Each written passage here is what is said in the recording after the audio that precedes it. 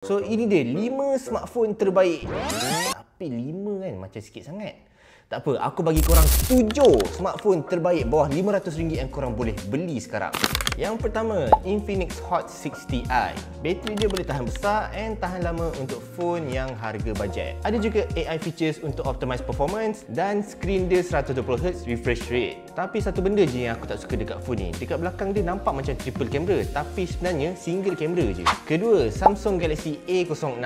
Dengan skrin 6.7 inci HD+ yang besar, bateri 5000 mAh yang tahan lama dan chipset MediaTek G85. Phone ni memang just nice untuk daily use. Kamera utama 50MP pun quite decent untuk tangkap gambar yang simple. Plus, phone Samsung ni strong sebab dia support software update dan security updates untuk jangka masa yang lama. Ketiga, Vivo Y04. Bateri dia memang tahan lama untuk seharian guna. Siap ada IP64 water and dust resistant dan military grade anti-drop certification. Skrin 90Hz dia boleh bagi pengalaman yang smooth masa korang scrolling. Dan kamera AI dia pun not bad for budget smartphone.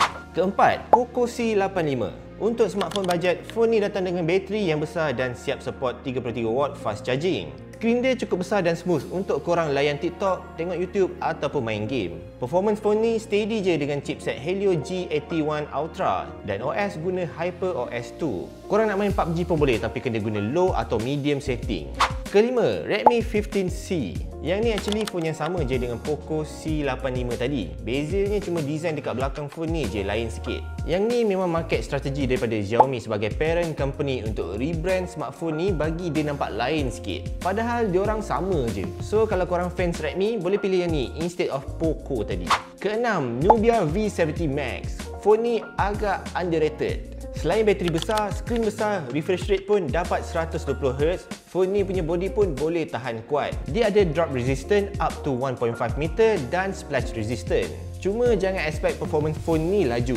Prosesor dia cukup untuk daily use je. And kamera dia pun biasa-biasa je. Tapi untuk smartphone bajet, itulah apa yang korang dapat. Ketujuh dan yang terakhir, Realme Note 70.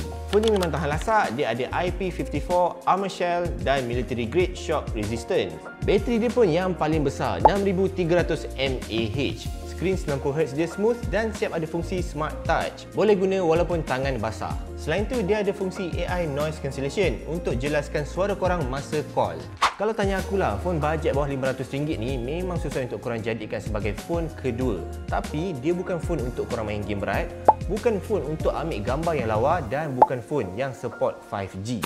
Jadi itulah senarai 7 smartphone terbaik bawah RM500 yang korang boleh beli sekarang. Kalau korang setuju dengan senarai ni, boleh komen di ruangan komen.